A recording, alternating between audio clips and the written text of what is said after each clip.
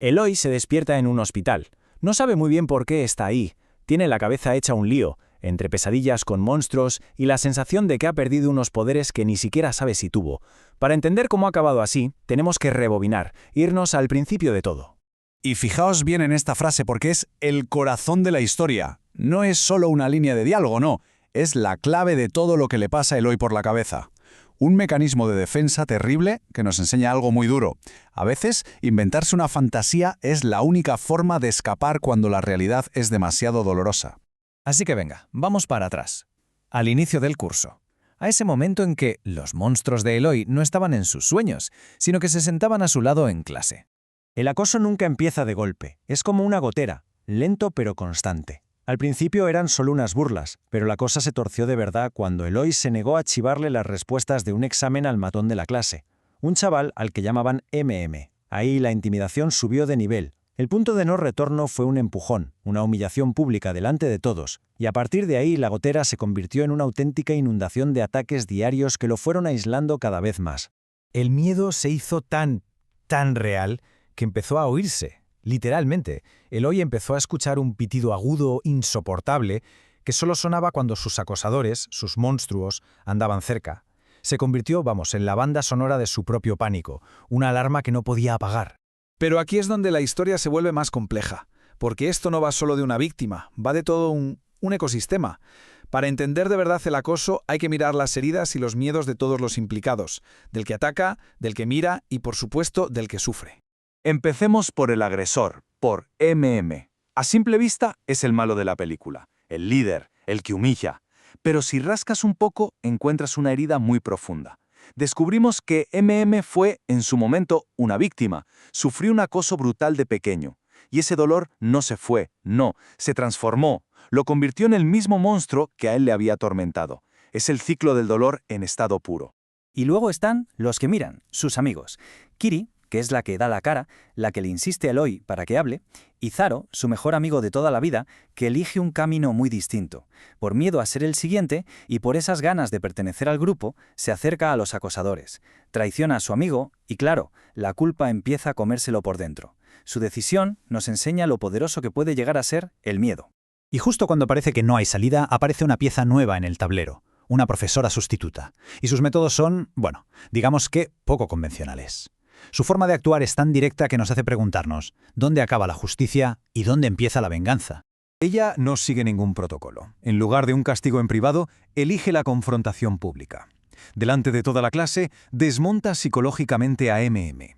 «Puedo ver a través de ti», le dice, «eres un cobarde». Lo ataca justo donde más le duele, en su imagen de tipo duro. Decide básicamente pagarle con su propia moneda. Esta reacción tan visceral, claro, tiene un porqué. Ella también carga con sus propias cicatrices, también sufrió acoso, así que su lucha contra MM no es solo por Eloy, es una batalla personal contra los fantasmas de su pasado, una guerra que ella nunca pudo ganar cuando era una niña. Y esto nos deja en una situación moral complicada. Su intención es proteger al más débil, de acuerdo, pero ¿es correcto usar la humillación como arma? ¿Se puede combatir un mal haciendo otro mal? Es la gran pregunta sobre cuál debería ser el papel de un profesor en una crisis como esta. Pero humillar a MM no lo frena. Al contrario, lo enciende. Herido en su orgullo, planea una venganza. Una crueldad calculada hasta el último detalle que llevará a Eloy a su punto de ruptura definitivo. Y el plan es de una maldad increíble. Primero, una invitación falsa a una fiesta, como si quisieran hacer las paces. Después, el reto en público, para que coja una avispa y demuestre que no es un cobarde. Y lo peor de todo, lo graban.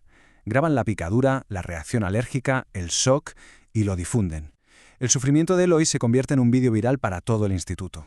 Ante una humillación así de masiva y una indiferencia tan total, la mente de Eloy hace lo único que puede para protegerse. Se rompe. Crea una realidad paralela. Se convence de que las picaduras le han dado un superpoder, la invisibilidad, porque es muchísimo más fácil pensar que nadie le ayuda porque no pueden verlo, que aceptar la verdad, que todos lo ven pero eligen no hacer nada. Es la conclusión lógica de aquella primera frase. Y con esto ya claro, volvemos al presente. Eloy ya no necesita sus poderes, porque por fin va a dejar de ser invisible. La confrontación final no será con un empujón en un pasillo, será con la verdad, en una reunión con todo el instituto. En esa reunión, mientras los adultos insisten en que nadie sabía nada, el silencio se rompe. Pero no lo rompe la víctima, lo rompe el agresor. MM, que ya no puede más con la culpa, se levanta y confiesa: fui yo. Es la primera grieta en ese muro de silencio. La confesión de MM le da a otros el valor que necesitaban para hablar. La primera es Kiri. Se pone de pie y su voz confirma la verdad. Yo lo vi. Su palabra convierte un rumor en un hecho y demuestra que un solo testigo valiente puede desmontar una mentira que todos compartían. Y entonces le toca a Zaro. Roto por el remordimiento, se levanta y confiesa su propio error. Yo no hice nada. No confiesa una agresión, sino una omisión. Es la voz del que miró para otro lado por miedo, y su confesión es quizá la más dolorosa de todas. Y esas 3 frases, fui yo lo vi, yo no hice nada, lo cambian absolutamente todo. Provocan una especie de catarsis colectiva. Alumnos y hasta profesores empiezan a admitir su parte, su silencio. En medio de todo esto, Kiri le declara sus sentimientos a Eloy y los 3 amigos por fin se abrazan. No es que el dolor desaparezca de golpe, pero es el principio de la curación, para todos. Y así, la historia de Eloy nos obliga a hacernos una última pregunta. Al final, ante una injusticia como esta, ¿quién es realmente el invisible? ¿La persona que sufre y a la que nadie mira? ¿O todos aquellos que, pudiendo ver, deciden cerrar los ojos?